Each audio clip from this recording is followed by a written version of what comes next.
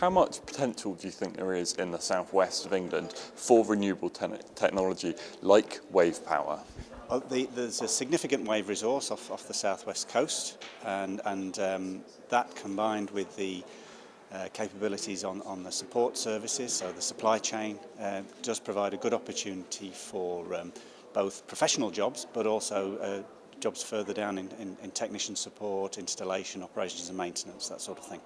Now, you're involved in a consultancy. That suggests that there is interest already in development in the region. Is that correct? Are you getting lots of people coming to you asking for your advice, asking for your help in bringing projects to fruition?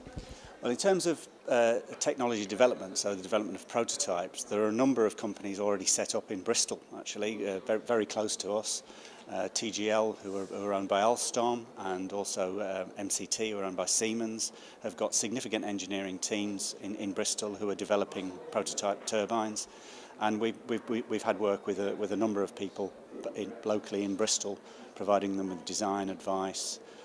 We've also worked with the companies as far away as Japan, who are also looking to come to the UK to install turbines. And what is it about the southwest that offers the potential? I guess it's to do with the natural environment that's fitting for this kind of technology, is it? That's right. The resource, both the tidal stream and the wave, also offshore wind as well is available. I mean, onshore wind as well.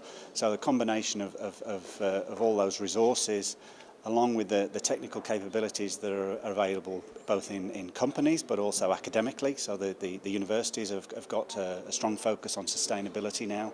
So Bristol, Bath, Exeter and others have got departments specifically looking at renewable energy technologies.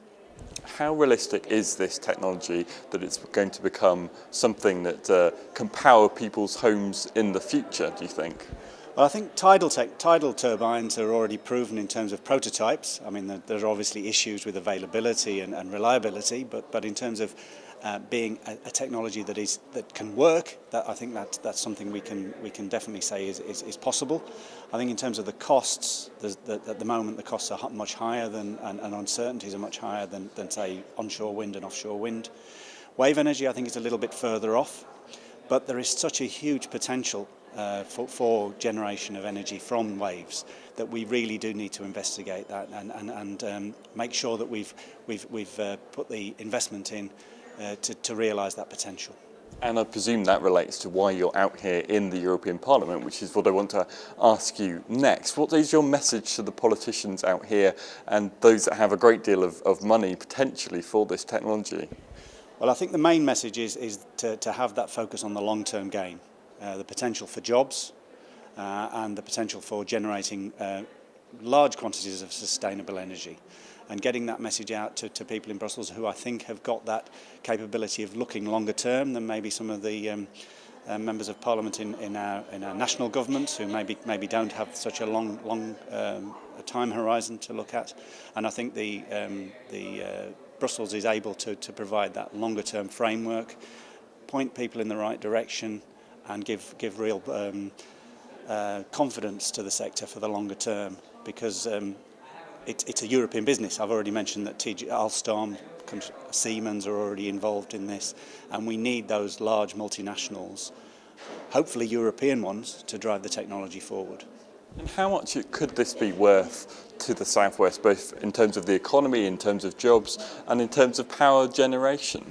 I think being a technical person, it's probably better to talk about the gigawatts rather than the pounds. I think there is scope for gigawatts of power. So we've now got the new nuclear power station in Somerset, which will be 2 gigawatts. We're talking of a similar sort of level of capacity in wave and tidal and offshore wind that we can bring to the southwest. So clean, sustainable, long-term power with the jobs that go along with it. I mean, that suggests power for thousands of homes.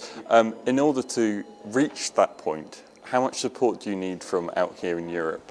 I think it's difficult to tell, because it's one of those things that if we get the right level of support at the right time, then things will happen quite quickly and the costs will come down.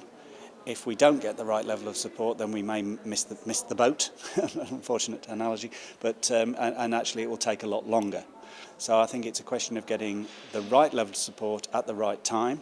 At the moment we've got prototypes that are working, but what we need is a bit more money to get those prototypes into first arrays, capture the learning from that, and using that learning then to reduce the costs. Just finally, there is lobbying from all sorts of angles, from the nuclear industry, for example, and elsewhere, for this kind of funding from Europe. Do you think you can win the argument? Do you think you can get this funding to make this happen? Well, I think we've moved beyond the situation now where we're sort of competing with one another. I think renewable energy is now seen as part of the real mix, and I think we've grown up. We're able now to sort of use the basis of onshore and offshore wind to say, look, this is a real technology where we can actually make a real contribution. So I think it's working with the nuclear people, with the conventional ones, and actually working out how best to share out the funds such that we can all make an effective contribution.